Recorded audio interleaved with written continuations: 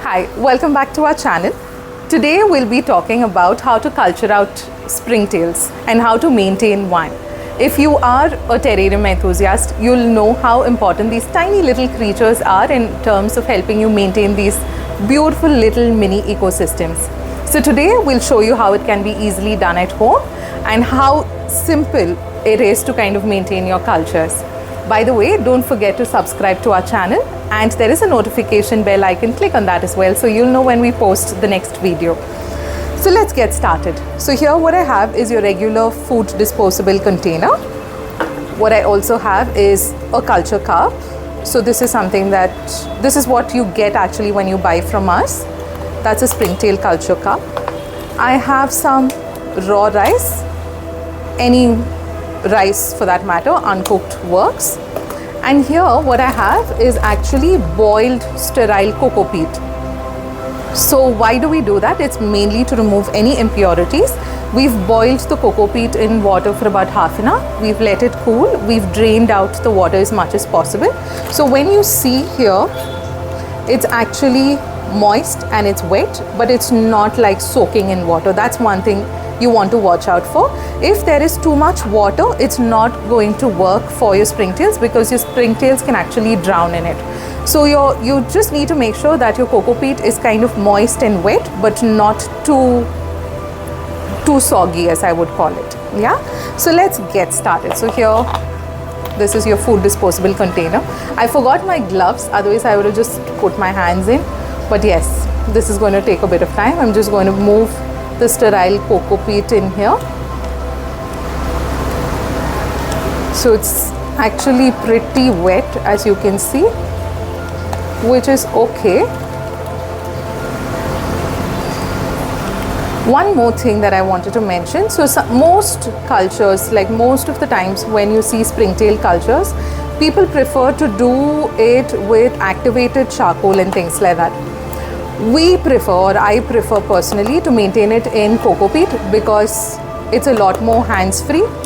Cocoa peat is more forgiving. So let's say if I forget to, spray it down with water, if it gets a little too dry, cocoa peat is more forgiving because it has the ability to retain moisture for a much longer duration as compared to your activated charcoal. So all I've done there is got the cocoa peat in there. And now all that I'm going to do is I'm going to add a few grains of rice in there. You can feel liberal with your rice because I'm looking at growing them out as soon as possible so that when there's more food in the ecosystem, they're going to be multiplying. So this was the culture cup.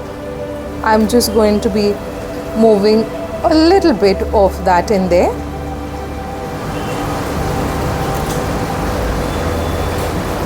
Yeah, just spread them out nice and easy.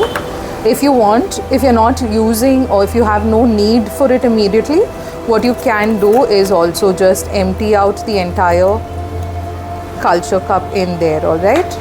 So you have loads of springtails going in there and you close it. One thing to watch out for is springtails can jump out, so do it in an area where you're okay with them jumping out, because if you leave it out open for that long, they are bound to jump out, and that's as easy as it gets.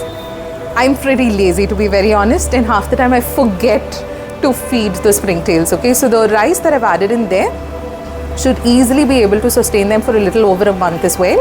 So max what I have to do is just open out the container, add a few grains of raw rice, and you're done. That's pretty much in terms of maintenance when you're using cocoa peat. There are other methods out there, like I said, mentioned earlier, you can do your activated charcoal as well. But when you do activated charcoal, you have to watch out to ensure that the system is still moist so that your springtails can survive or thrive in that environment. If the system gets too dry, your springtails can die at that point in time. So do watch out for that. But this is one of the easiest hacks that I have found, which has worked personally for me. So do check it out and try one. You just leave it for a few weeks and you will see them multiplying drastically. So, within a week or two, you will see, an entire new batch that's thriving and growing in there. So for today, we've got an order for 10 springtails, and this is how we pack them.